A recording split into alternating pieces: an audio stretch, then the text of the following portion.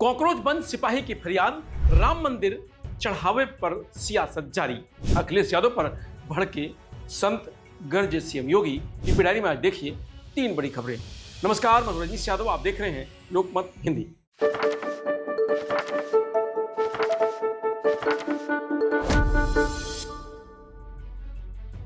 अयोध्या में राम मंदिर परिसर के दान पात्र से कथित चोरी का मामला राजनीतिक मुद्दा बन गया है। विपक्ष इस घटना को लेकर सरकार और मंदिर प्रशासन पर सवाल उठा रहा है। समाजवादी पार्टी के मुखिया अखिलेश यादव ने मामले को गंभीर बताते हुए पारदर्शिता की मांग की।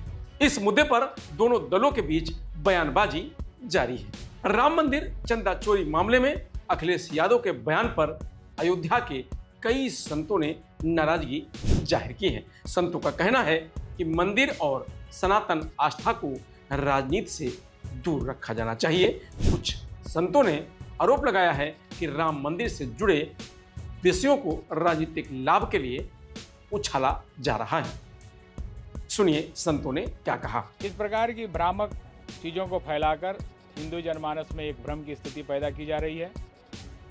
अगर कहीं किसी प्रकार की इस तरह की कोई बात है तो वहाँ पर सक्षम लोग बैठे हुए हैं जो राम जन्मभूमि आंदोलन से ही जुड़े हुए हैं, और निश्चित रूप से उसकी जांच होगी। राम जन्मभूमि की विधि व्यवस्था और कार्यशैली को लेकर सीधा पीएमओ भी नज़र रखता है। आसन्न चुनाव को देखते हुए इस प्रकार की चर्चा परिचर्चा बात और भ्रम की स्थिति पैदा करने की कहीं ना कहीं संभावना बनी हुई है। रही अखिलेश यादव जी की बात, तो अखिलेश यादव जी राम मंदिर के विषय में क्या बोलेंगे, जो राम जन्मभूमि आंदोलन के समय तरह तरह की व्यवधान उत्पन्न करते थे। यहाँ तक कि अयोध्या के परिक्रमा करने वालों को भी उठाकर उन्होंने जेल के शिक्षों के अंदर बंद कर दिया था, जो मैं भी स्वयं प्रत्यक्ष गवाह हूँ। लखनऊ गोसाईगंज जेल में हम लोग भी 1 हफ्ता बंद रहे। इसलिए राम जन्मभूमि से संबंधित चीज़ों पर टिप्पणी करके हिंदू जनमानस को बरगलाने का काम न करें। मंदिर प्रशासन स्वयं सक्षम है।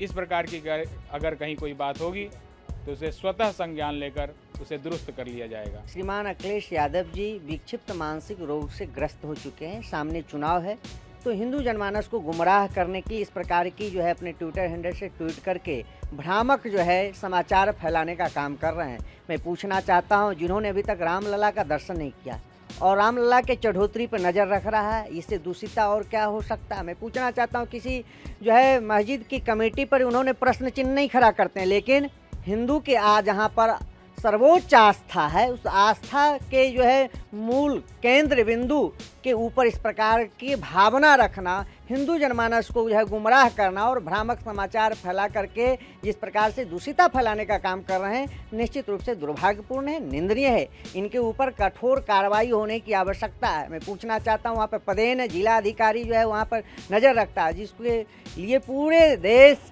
दुनिया का जहाँ पर नज़र है, इस प्रकार की भ्रामकता फैला करके अपने सनातन संस्कृति को धूमिल करने का एक कुचक्र रचा जा रहा है, जिससे बचना चाहिए। वहाँ जांच का विषय है, जांच होगा, लेकिन ऐसा कुछ लग नहीं रहा है जिस प्रकार का उनका जो है यह भ्रामक संदेश है, कुछ नहीं है। वहाँ सर पारदर्शिता है, शुचिता है। पारदर्शिता के भी कई वहाँ पर लेयर हैं, कई जो है वहाँ पर ऐसी कमेटियाँ हैं जिस कमेटी के नज़र से वहाँ पर देखा जाता है। तो इस पर किसी प्रकार का कोई संशय नहीं करना चाहिए। जो संशय करता है उसके आगे आने वाले दिनों में नष्ट होना स्वाभाविकता है। तो वहीं आगरा में एक सिपाही की अनोखी फरियाद चर्चा का विषय बनी हुई है।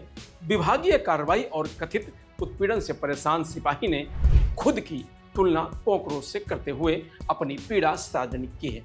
सिपाही का कहना है कि जिस तरह कॉकरोच को बार बार मारने की कोशिश की जाती है, उसी तरह उसे भी लगातार प्रताड़ित किया जा रहा है, लेकिन वह टूटने वाला नहीं।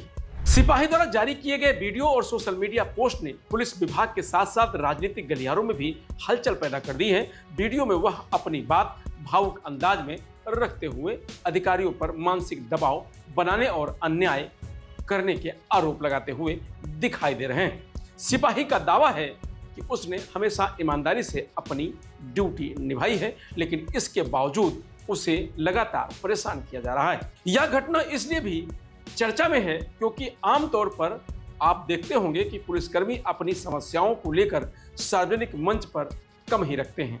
ऐसे में एक सिपाही का खुद को कॉकरोच बताकर न्याय की गुहार लगाना लोगों का ध्यान खींच रहा है। अब सबकी नज़र इस बात पर है कि विभाग इस मामले में क्या रुख अपनाता है और सिपाही द्वारा लगाए गए आरोपों की जांच किस दिशा में आगे बढ़ती है। तो वहीं आगरा पुलिस का कहना है कि फायरमैन जितेंद्र राठौर द्वारा विभाग से परमिशन प्राप्त कर दयालबाग यूनिवर्सिटी में पढ़ रहे थे।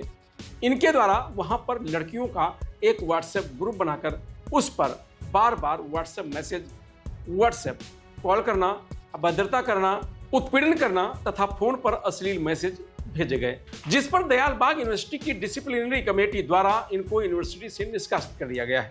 इसके उपरांत इसके द्वारा विभाग को गुमराह करते हुए तथा यूनिवर्सिटी द्वारा इसको निष्कासित करने का तथ्य छिपाते हुए पढ़ाई हेतु असाधारण अवकाश लेता गया।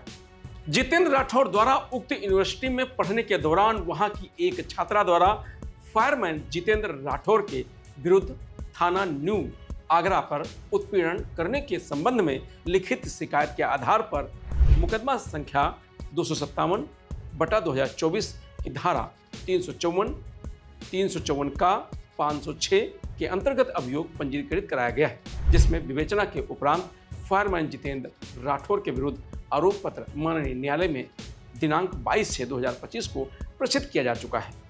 प्रकरण वर्तमान में माननीय न्यायालय में विचाराधीन है। तो वहीं लखनऊ में चल रही रामभद्राचार्य की कथा कार्यक्रम में पहुंचे सीएम योगी ने खूब दहाड़ा। रामायण कालखंड के भी उदाहरण आपके सामने है। मारीच है,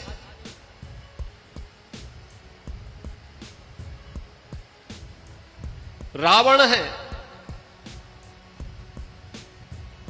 उच्च कुल में और श्रेष्ठ व्यवस्था में जन्म लेते हैं, लेकिन पशुवत मारे जाते हैं क्योंकि राम के साथ द्रोह करते हैं। और हमारे पवन सुत हनुमान जी हैं या विभीषण हैं,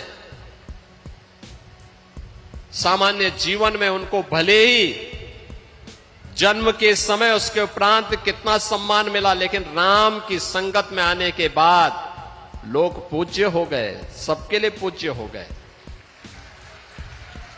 हम प्रातःकाल जिन 7 नामों को स्मरण करते हैं उनमें विभीषण का भी नाम है। हमारे यहां हर समस्या का समाधान हम किसी को मानते हैं, आप देखते होंगे, और हम लोग बचपन से इस बात को देखते रहे हैं। कोई गांव का अनपढ़ व्यक्ति भी, निरक्षर व्यक्ति भी होगा, लेकिन उसको हनुमान चालीसा जरूर याद होगी। हनुमान चालीसा वो जरूर याद करके रखता था। ये है ताकत। और इसीलिए तो आप सौभाग्यशाली हैं कि तुलसी पीठाधीश्वर के श्रीमुख से जगतगुरु रामानंदाचार्य, तुलसी पीठाधीश्वर पूज्य स्वामी रामभद्राचार्य जी के श्रीमुख से इस पावन कथा को श्रवण करने का आनंद आपको प्राप्त हुआ। और हम लोग इसीलिए कहते हैं, मध्यकाल में तुलसीदास जी ने जो जनचेतना जागृत की थी, समाज को एकजुट होने की, विदेशी आक्रांताओं के प्रति सचेत होने की, प्रभु राम के प्रति भक्ति का जो संदेश दे करके उन्होंने पूरे उत्तर भारत को एकता के सूत्र में जोड़ने का काम किया था।